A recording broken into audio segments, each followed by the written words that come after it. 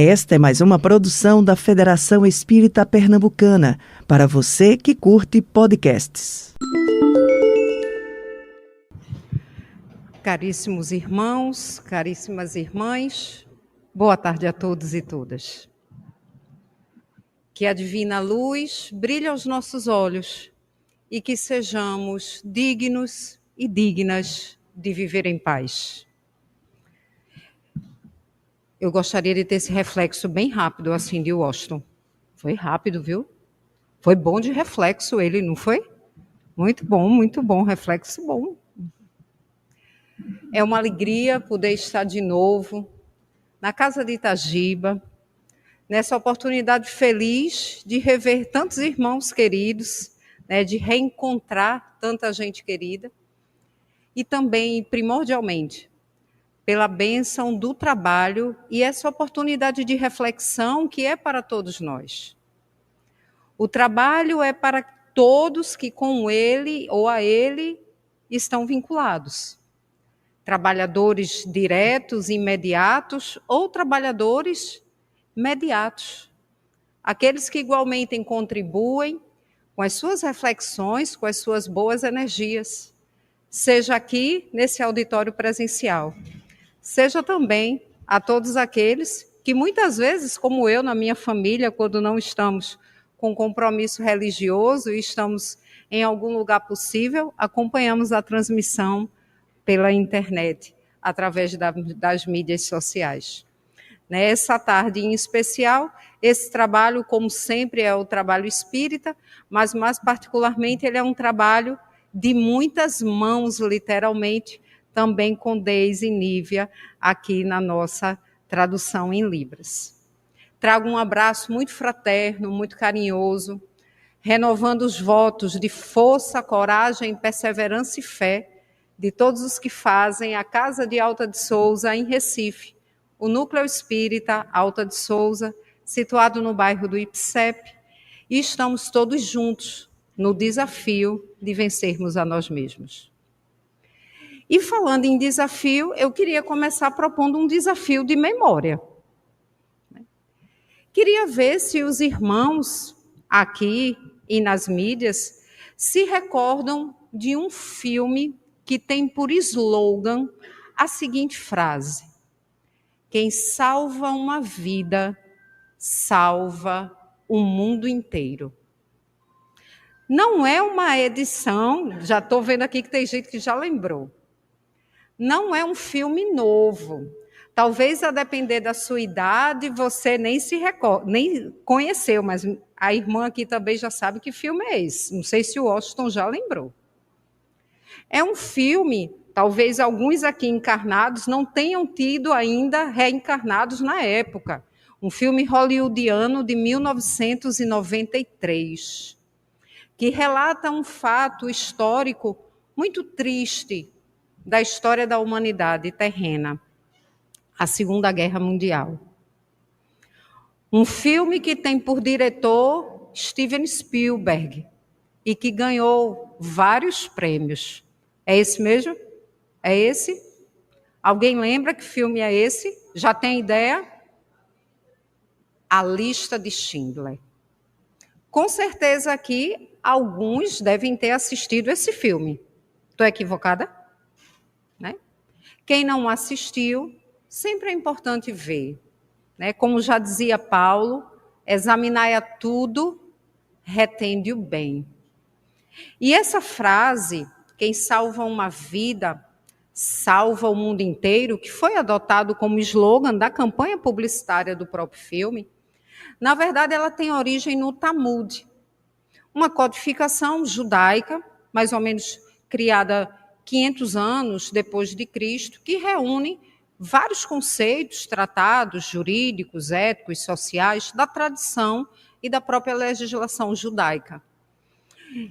E essa frase, ela aparece no filme, já no finalzinho do filme, e aí, infelizmente, vai meio que um spoiler. Mas um spoiler incompleto, para quem não assistiu. Quando Oskar Schindler está fugindo com a sua mulher da Cracóvia, ou melhor dizendo, lá na Polônia, porque já tinha havido a derrocada nazista, pela invasão soviética ao país. E aí ele vai fugir, e ele foge muito assustado, preocupado, na verdade. Porque ele era alemão e ele era nazista, registrado no Partido Nazista. E quando nós pensamos isso, e aquelas pessoas que, inclusive, no início, no lançamento do filme, se chocavam em dizer, e vai fazer um filme contando a história de um alemão nazista? Inclusive, esse fato, essa circunstância, ela gerou dúvida até sobre a veracidade da história. Porque a história de tão aparentemente surpreendente fez com que muitos produtores e diretores não quisessem contar a história no filme porque achavam que era pura invencionice. Foi preciso que sobreviventes ou herdeiros, descendentes dos sobreviventes, relatassem e confirmassem a veracidade de todos aqueles fatos que seriam narrados na obra e depois na obra cinematográfica. Porque aquele alemão nazista, que num primeiro momento não tinha nenhuma intenção de assim proceder, visava apenas, enquanto um grande empresário, apenas aproveitar uma oportunidade de negócios com uma mão de obra muito barata, trabalhando na indústria alemã, sendo disponibilizado a ele pelo partido, num valor quase que insignificante, mão de obra qualificada judia.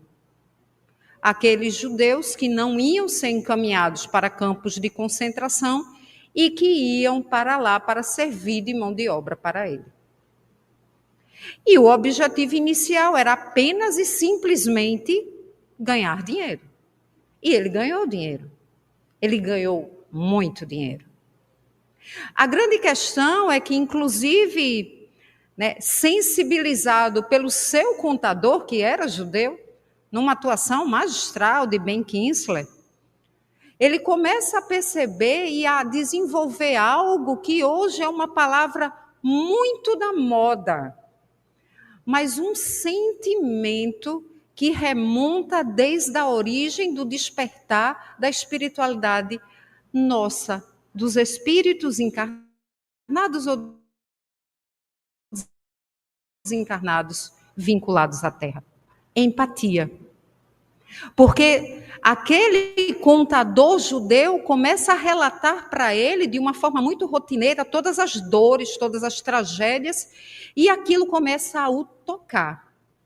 De tal maneira que, ao fim da guerra, ele havia conseguido salvar do campo nazista nada mais, nada menos do que 1.000 pessoas, entre trabalhadores e suas famílias. Só que quando a guerra acaba, e obviamente ele precisava fazer isso tudo muito escondido, porque senão o próprio partido ao qual ele era vinculado o iria entender como um traidor, um desertor, talvez. Quando acaba a guerra, a única coisa que se sabia é que ele era um alemão nazista. E ele começa, de fato, a se preocupar. O que seria dele? E é quando os seus trabalhadores escrevem uma carta contando tudo o que ele havia feito por eles, e eles haviam se reunido e tinham conseguido, com os recursos que eles tinham, poucos, forjar um anel de ouro e gravar essa informação lá do Talmud. Quem salva uma vida, salva o mundo inteiro. Pode ser que os irmãos estejam pensando assim: que bela história, o filme é muito bonito, é triste, é doloroso, mas é bonito. E o que é que isso tem a ver com o ide e pregai o evangelho, exortado por Jesus? Porque muitas vezes, quando nós pensamos no pregar o evangelho, nós pensamos na pregação evangélica, na pronunciação de conceitos religiosos, exclusivamente na esfera do discurso e da retórica. As palavras, elas são muito importantes. O ensino compartilhado, ele é de muito valor, porque pode tirar alguém da completa ignorância, desconhecimento e perdição de rumos por uma palavra dita de forma prudente, acertada, delicada, no momento certo, na hora exata. Mas, na verdade, como nós dizemos, da própria sabedoria popular, as palavras ensinam, mas o exemplo arrasta. E quando muitas vezes nós, religiosos, nós cristãos, nós espíritas, pensamos na divulgação doutrinária, na divulgação da mensagem do Cristo, na divulgação da mensagem grandiosa do Cristo redivivo, que é o Espiritismo, nós podemos nos confundir, nos atrapalhar, nos equivocar pensando que o falar é suficiente e é bastante. Falar é bom, falar ajuda, falar socorre. Mas uma fala desassociada de uma prática que robusteça e valide aquela fala, torna o discurso inócuo, torna o discurso vazio. E pode até trazer aquela falsíssima impressão de um discurso irrelevante. Porque quantas vezes nós também, na linguagem popular, dizemos assim: ah, isso é o famoso, faço o que eu digo, mas não faço o que eu faço. E o grande desafio e o grande convite de pensar Jesus, porque é isso que nós fazemos sempre. Seja em qualquer instante do movimento espírita, seja em qualquer momento de encontro espírita, seja aqui, presencial ou remoto, seja no M durante o carnaval, seja no EGEP, que virá um pouquinho mais na Semana Santa, seja em qualquer encontro ou em qualquer casa, é claro que nós precisamos da palavra que conforta, mas nós precisamos da prática que reforça, valida e efetiva a mensagem a ser dita. E a grande proposta de Jesus não é apenas que falemos sobre ele, até porque, como já nos diz o Livro dos Espíritos, Jesus não é apenas um pronunciador de verdades, mas é aquele que é modelo e guia para a humanidade. E ele é modelo e guia não exclusivamente pelo que disse, mas primordialmente pelo que fez, pelo que faz e por tudo que fará. É por isso que, na proposta, para esse instante de conversa nessa tarde, uma conversa um tanto quanto monólogo, é verdade, mas esse momento de troca, de interação, a ideia é pensarmos nesse pregar numa dimensão muito mais ampla, não apenas numa ideia metafórica ou numa ampliação linguística, mas numa própria percepção do que seja esse pregar. Porque o ir é um verbo de ação, de movimento. É aquele que nos pede que, onde quer que estejamos, e cada vez mais nós estamos em muitos lugares ao mesmo tempo, aqui e agora isso é um exemplo. Em teoria estou eu aqui, Avenida João de Barros, e ao mesmo tempo na casa, nos lares, nos locais em que tantas outras pessoas nos acompanham pelas mídias sociais, inclusive fora do estado de Pernambuco. E assim somos nós.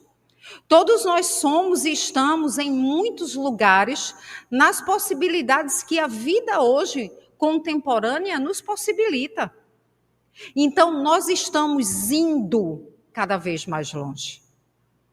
Quando muitas vezes nós falamos das mídias, e principalmente das mídias tecnológicas voltadas para a comunicação, muitas vezes nós caímos na esparrela de só criticar as mídias sociais diante, sim, do fato efetivo e verdadeiro de que muitas vezes elas são mal conduzidas, mal dirigidas e destinadas para fins efetivamente inócuos. Mas nós somos aqueles também que podemos ir fazer a diferença. Utilizar essas mídias, todos os nossos IDs presenciais e remotos, para uma nova proposta, para uma outra finalidade. Uma finalidade tão renovada quanto nós mesmos, que estamos buscando nos renovar continuamente.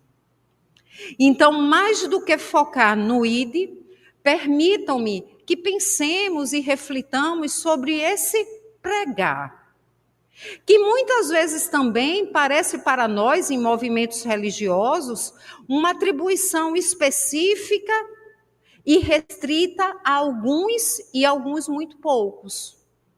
Mas todos nós pregamos, e pregamos diuturnamente, e pregamos rotineiramente, e pregamos a cada instante e a cada segundo.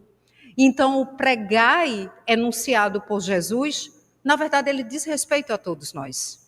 A cada conversa, a cada repost, a cada mensagem compartilhada e encaminhada, a cada fala com alguém, ou a cada momento de fala não pronunciada, nós estamos pregando.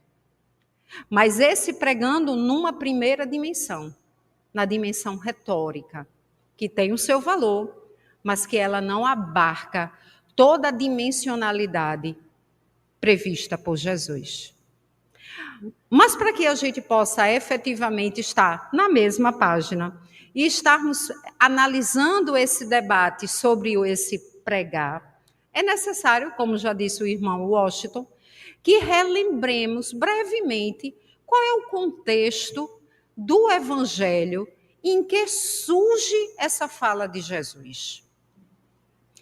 Quando Jesus é crucificado, nós sabemos que nos dizem as tradições lendárias cristãs, da tradição histórico-lendária cristã, que no terceiro dia o Cristo retoma e ressurge à vida. E quando ele retoma e ressurge à vida, a primeira grande testemunha desse encontro foi, os irmãos recordam? Quem foi essa primeira testemunha que encontrou Jesus? Maria Madalena. Maria vai e encontra o mestre, e encantada com o encontro do Senhor, retorna para encontrar com os irmãos apóstolos que estavam num processo muito natural da evolução humana, assustados. Porque seu líder, seu mestre, havia sido assassinado. Se o mestre o foi, o que será de mim? E esse era o pensamento de quase todos ali. Uns mais, outros menos. Mas todos estavam atemorizados. Tristes, sentidos, enlutados, mas sim assustados. Até numa condição natural de todo aquele que está encarnado pelo instinto de conservação. Até que Jesus começa a aparecer para eles. E Jesus faz de uma forma muito enfática. Jesus aparece numa sala cujas janelas e todas as portas estavam fechadas, porque eles estavam escondidos. Jesus aparece no meio da sala e todos se espantam. Entrou por onde? Porque, em teoria, pessoas encarnadas, elas entram por espaços abertos, lei da física. A porta tem que estar aberta, ou tem que entrar pela janela. E Jesus entrou por onde? Jesus entrou e está aqui. Mas nesse primeiro encontro estavam todos, exceto um. Será que a gente se recorda quem era o apóstolo que não estava? Aquele que é conhecido por duvidar? Tomé. Tomé não estava. Tanto é que quando contaram para Tomé, Tomé disse, se fosse nos dias atuais, Tomé ia dizer fake news. Fake news, foi nada. Jesus morreu. E Jesus ainda entrou com as portas todas fechadas. Não, fake news. Não estão fazendo checagem da informação. Ele não acreditou. E Jesus vai e faz a mesma entrada. E se apresenta depois novamente com todos reunidos. E Jesus ainda faz mais. Pede para que Tomé toque nas feridas. E Jesus ainda faz mais, diz assim, há pão, do tipo, estou com fome. Há peixes, e Jesus vai comer num processo perispirítico muito bem elaborado, afinal de contas estamos falando de Jesus de Nazaré, e ali ele degusta alimentos materiais, para dissipar qualquer dúvida sobre a imortalidade da alma. E naquele momento, os apóstolos, os discípulos, eles começam a se animar. É verdade. As profecias, os profetas estão sendo confirmados. Ele está aqui. Nós o tocamos, nós o abraçamos. Ele está aqui. E eles começam a, de novo, retomar aquele entusiasmo, aquela alegria. Só que Jesus, ele não veio para esse tipo de alegria sem futuro, sem propósito e sem razão. E é nesse momento em quando ele começa a perceber que os apóstolos estão de novo retomando a alegria da mensagem, a alegria do messianato, é quando ele diz, e Marcos e Mateus registram esses episódios, essa fala especificamente, Lucas e João registram os encontros, mas eles não fazem o registro desta fala em específico. Lá Mateus diz o seguinte, no capítulo 28, já no finalzinho, ele diz no versículo 10, então disse-lhe Jesus, não temais, ide e anunciai, pregai aos meus irmãos, a fim de que partam para Galiléia e lá me verão.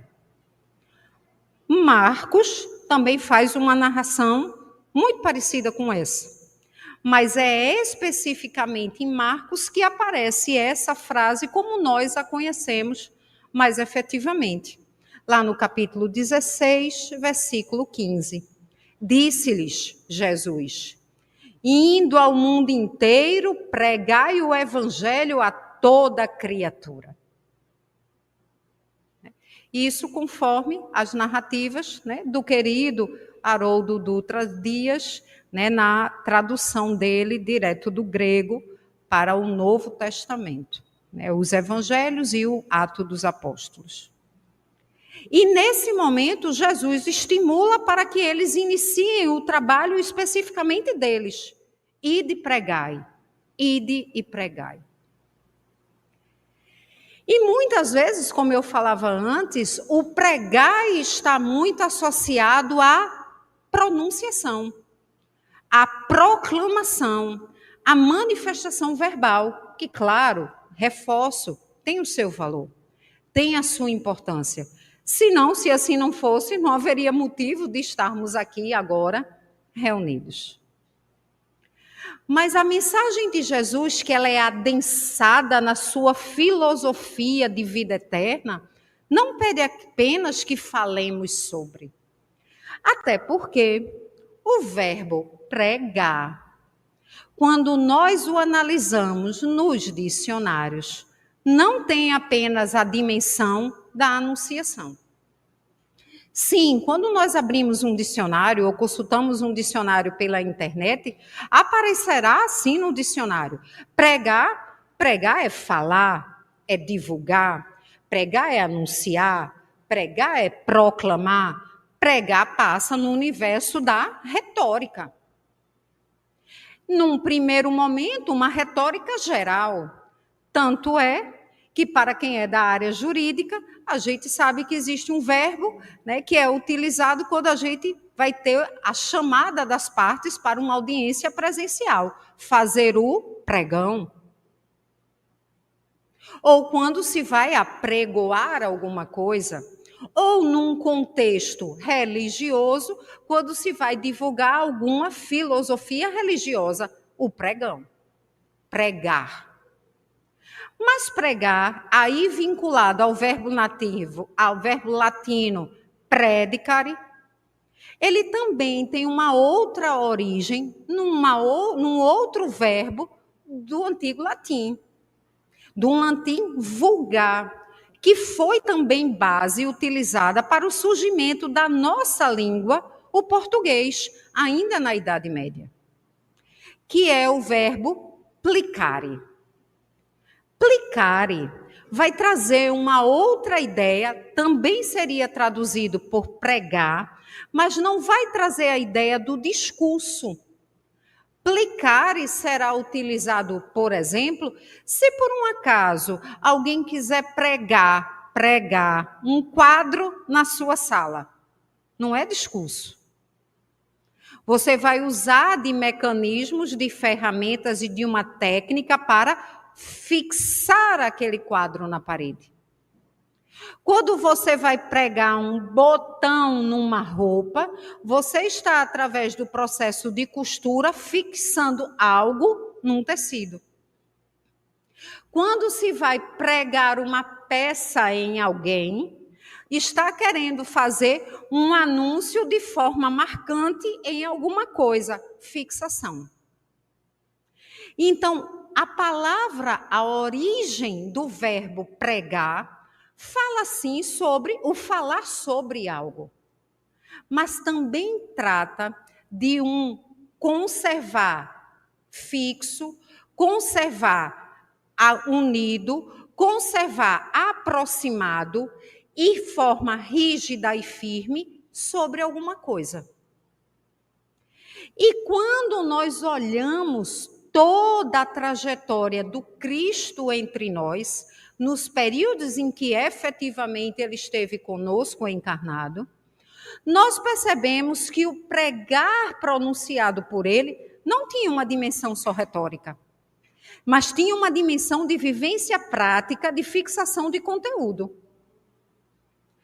É célebre e conhecido por todos nós aquela passagem relativa à parábola do bom samaritano, que surge enquanto resposta a um doutor da lei perguntando: e quem é meu próximo?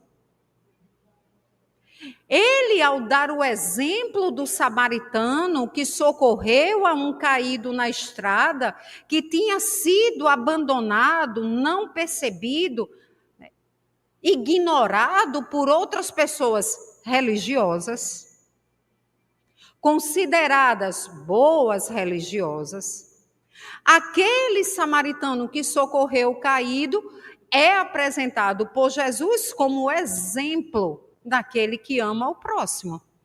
Tanto é que essa é a pergunta derradeira que ele faz ao doutor da lei. Quem foi o próximo daquele caído na estrada? E quem usou de misericórdia para com ele? E ele disse: o samaritano. E quando ele vai trazer a fala de arremate dessa parábola, ele não está falando de um pregar anunciação, ele está falando de um pregar postura de fixação de comportamento. Vai tu e fazes o mesmo. Ele não disse: então conte minha história para que outras pessoas também saibam. Então compartilhe esta informação. Ele diz: faz o mesmo. Porque nesse momento, Jesus reforça a importância da validação prática, comportamental, de discursos, principalmente de discursos que nós desejamos que sejam o nosso novo comportamento doravante. E Jesus, em muitos outros episódios, e quando nós vamos olhando o Novo Testamento, há inúmeros episódios que Jesus ratifica que o pregar não é apenas o falar, mas o pregar é agir. E o pregar cabe a cada um e a todos nós. Há duas passagens, dentre todas, que poderiam ser destacadas, relacionadas ao comportamento de Jesus propriamente dito, que ela é registrada por Mateus, lá no capítulo 9, versículo 35. Jesus, quando ele começou o seu ministério público, que como nós bem nos recordamos, teve uma duração material, temporal, de 3 anos. Nós falamos ainda hoje, estudamos e nos debruçamos por uma história de vida e um testemunho de vida cujo tempo material na Terra durou meros 3 anos. Isso fala do impacto da mensagem, mas não apenas da mensagem, da prática na ratificação comportamental daquela mensagem, porque é isso que marca. E aí Mateus, quando começa a narrar as primeiras atividades públicas de Jesus na divulgação, no pregar, ele diz: e Jesus percorria todas as cidades e aldeias, ensinando nas sinagogas deles, proclamando o evangelho do reino, pregando pelo discurso. Mas aí ele continua, e curando toda doença e toda enfermidade. Então não era mais o discurso pelo discurso. Era um discurso validado por um comportamento de socorro, um comportamento de ajuda, um comportamento de caridade, ou, em última instância, um comportamento de amor. Mas não só isso, segue um pouco mais. Ainda Mateus, na sequência, capítulo 10, Mateus narra da inquietação, não a inquietação desconfiada, mas o receio que João, o Batista, primo de Jesus, que já estava preso, e ele pensava: será mesmo que este, que é meu primo, será que ele é o Messias? Porque eu estou preso. E João, inclusive o Espírito Amélia Rodrigues, nesse seu livro mais recente, O Essencial, fala de João, nessa sua relação de João com Jesus, de uma forma poética, como só ela sabe fazer, quando ela diz: João não sabia de Jesus, João sentia Jesus. Então ele não sabia consciencialmente que Jesus era Jesus, mas ele sentia Jesus. E aí ele preso, ele sabia, como ele mesmo dizia: eu sou aquele que abre os caminhos para o que virá, e aquele que virá eu não sou nem digno de atar suas sandálias. E ele aprisionado, já estava no cárcere, ele inquietado: será que eu vou falhar na minha missão? Porque eu sei que eu vou morrer, eu sei que eu serei assassinado. Será que eu não estarei de fato preparando o caminho? Porque será que o Salvador, na concepção dele, ainda não chegou? E ele, inquietado, manda 2 de seus discípulos irem ao encontro de Jesus. E pede que eles 2 façam a seguinte pergunta a Jesus.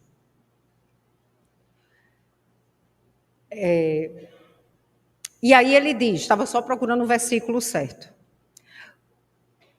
Eis aquele, diz ele, eis aquele que eu aguardo, ou ainda devo esperar mais? Eis aquele que eu aguardo, Ou devo ainda esperar mais?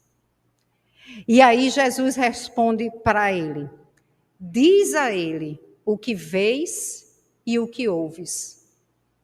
Os cegos veem, os coxos andam, aos pobres é ensinado o evangelho, e em toda parte a dor é curada. Perceba, Jesus poderia ter sido prático. E ele poderia dizer assim: sim, sou eu, pode ir, morrer tranquilo.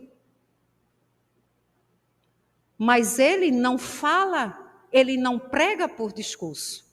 Ele mostra ações. Ele prega pela prática.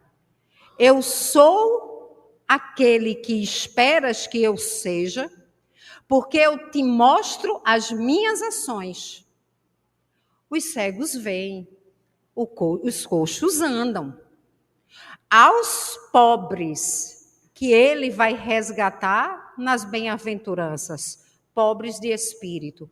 Aos pobres o evangelho é ensinado e a dor é aplacada em toda parte. Ele prega pela ação. Essa é a própria percepção de Jesus do verdadeiro e integral ato de pregar. Quando, numa outra passagem, um pouquinho mais à frente, os apóstolos começam eles mesmos a divulgarem, ele pede aos apóstolos e diz assim: sigam, curai os enfermos, erguei mortos, purificai leprosos, expulsai demônios, porque de graça recebestes, de graça dareis. Ele não diz: vá falar sobre a minha mensagem, vá dizer como eu sou bom, vá dizer que amar a Deus e ao próximo é a verdadeira e grande lei resumida. Não, ele diz: trabalhe, sirva, pratique, viva. E aí tem uma outra passagem que ela é a que eu mais tenho medo sobre mim. Porque a gente precisa ter consciência das nossas próprias fraquezas, que todos nós ainda as temos enquanto espíritos em evolução. Depois, já inclusive, do fim da passagem terrena de Jesus na Terra, isso já é narrado em Atos dos Apóstolos, começam o grande trabalho de divulgação, inclusive numa fase em que Paulo já tinha sido resgatado de Saulo, sua personalidade originária. Já havia passado o seu momento de transformação, ele já tinha vivido a sua Damasco. Todos nós ainda estamos buscando a nossa Damasco. Ele já tinha realizado a sua Damasco, já estava viajando, constituindo novas igrejas nos mais diversos locais, compartilhando com todos que desejarem a atividade do pregar, do servir e do amar. E era muito comum, já nessa época, Atos dos Apóstolos relatam, que já era muito comum que muitas pessoas, que como nós, nos encantamos com Jesus em algum momento. Será que a gente se lembra qual foi o momento em que nós nos encantamos com Jesus? Porque todos nós aqui temos uma trajetória e uma história para estarmos onde estamos na nossa trajetória com Jesus. Alguns nasceram em lares religiosos, espíritas ou não. Alguns nasceram em lares espíritas. Alguns, vindo de lares religiosos ou não religiosos, chegaram ao espiritismo. Todos esses marcos históricos nas nossas histórias, eles são relevantes. Mas o mais relevante de todos é saber quando foi que Jesus nos encantou. A ponto de, a partir desse momento de encantamento, ele passar a ser a referência das nossas vidas. Quando foi que Jesus nos encantou? Será que nós nos recordamos nos momentos difíceis do nosso viver, porque eles existem, eles são muitos, eles muitas vezes se acumulam, eles são desafiadores, não maiores que nós, mas bem, muito desafiadores. Mas será que principalmente nesses momentos nós nos recordamos quando e por que nós nos encantamos por Jesus de Nazaré? A ponto de fazer com que ele fosse escolhido por nós, voluntariamente, mestre, guia e modelo de nossas vidas? Isso também é uma forma de pregar. E quando Paulo começava a pregar, muitos também se encantavam com Jesus e começavam a promover curas. E promover, como em toda época aconteceu, fenômenos de desobsessão. Aquilo que na trajetória bíblica aparece como expulsão dos demônios. Processos desobsessivos. E tem um episódio, que é o episódio que eu digo que eu tenho muito receio de um dia ouvir algo parecido, é que havia, numa determinada aldeia, um senhor chamado Cefas, que todos os 7 filhos deles foram tocados pela mensagem de Paulo e se converteram ao cristianismo e foram seguir a Jesus. E eles começaram a, pelas ruas, saíam pregando, anunciando e divulgando, e tentavam impor mãos para curar materialmente pessoas. As curas não eram exitosas. Até que eles pensaram de uma outra forma: nós vamos expulsar os demônios. Processo de prática desobsessiva. E aí eles se encontraram, é o episódio narrado, se encontraram com uma entidade manifestada, dando passividade no irmão encarnado, e eles disseram assim: saiam desse corpo, em nome de Jesus, a quem Paulo ensina. A entidade fez aquilo que muitas vezes na literatura espírita, em reuniões mediúnicas, aqueles irmãos menos esclarecidos no bem se viram para nós trabalhadores e dizem assim: eu sei quem tu és. O discurso é evangelizado, mas talvez a conduta não seja. E aí esse irmão desencarnado, no processo de obsidiante, diz assim: conheço a Jesus, estou familiarizado com Paulo, mas vós, quem sois? Porque eles tinham o discurso da proclamação, mas eles não tinham validação comportamental da mensagem de Jesus. Quantas vezes nós não somos obrigados a refletir sobre esse nosso comportamento cristão e espírita? Será mesmo que nós não podemos correr o risco de a vida nos perguntar: conheço Jesus e sei bem quem é Allan Kardec, mas quem sois vós que se apresenta como espírita? Tu pregas, e todos nós pregamos, e todos nós falamos, todos nós contamos de uma relação de amor, de encantamento, porque Jesus e a sua mensagem são encantadores. Nos traz consolo, nos possibilita paciência, o despertar do amor, a construção da tolerância. A dificuldade para nós é o discurso se manifestar na prática do nosso cotidiano.